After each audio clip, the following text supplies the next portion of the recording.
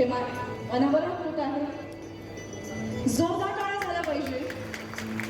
शेतकरी प्रशिक्षण केंद्राची दीपक दादा सूर्यवंशी, नरेंद्र काका नारखेडे, हिराभाऊ चौधरी, संचालक मंडळातले खरं तर नितीन चौधरी सरांचा आवर्जून उल्लेख आहे. ठकसेन दादा, अरविंद भाऊ देशमुख, प्रमोद बापू, पराग दादा, श्यामलताई, आमच्या पूनमताई, रावसाई श्रीवास्तव, दगडूभाऊ चौधरी दादांच्या स्मारकाच्या लोकार्पणासाठी आपण इथे उपस्थित आहोत. खरं तर एक मंदिराच्या स्वरूपात आज जळगाव दूध संघाच्या आवारात होतोय.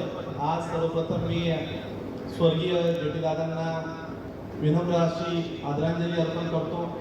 आजच्या या दोन्ही कार्यक्रमांच्या निमित्तानं स्वर्गीय जेटी दादा महाजन यांचं स्मारक, शेतकरी प्रशिक्षण केंद्राचे नूतनीकरण झालेली इमारत व मुख्य दुग्ध शाळेचा आम्ही जो प्लांट चालू केला, या दोन्हींचं लोकार्पण या कार्यक्रमासाठी मंचावर उपस्थित ज्यांच्या नियोजनाखाली आम्ही सगळेजण काम करतो आहोत ते गुलाबरावजी पाटील साहेब, भारतीय जनता पार्टीचे नेते, ह्या शहराचे अतिशय लोकप्रिय आमदार राजूमामा भोळे, माझे विधिमंडळातले सहकारी अमोलदादा जावळे, दुसरे माझे सहकारी मित्र नंदकिशोरजी महाजन, आमच्या लोकप्रिय महापौर दीपमालाताई काळे, आपल्या जिल्ह्याचे आपल्या सगळ्यांच्या वतीने आदरणीय जेटी दादा महाजन यांना मी आदरांजली अर्पण करतो.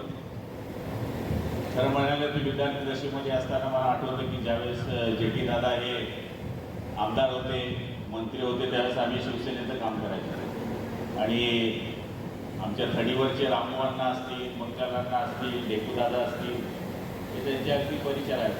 दादांचं राहणीमान म्हणजे साधं धोतर, पंचा, शर्ट आणि डोक्यावरची टोपी. म्हणजे त्यांच्याकडे पाहिल्यानंतर एक शेतकरी आला अशा पद्धतीचं चित्र त्यांच्या चेहऱ्यावरून आणि राणीवरून जातायचं.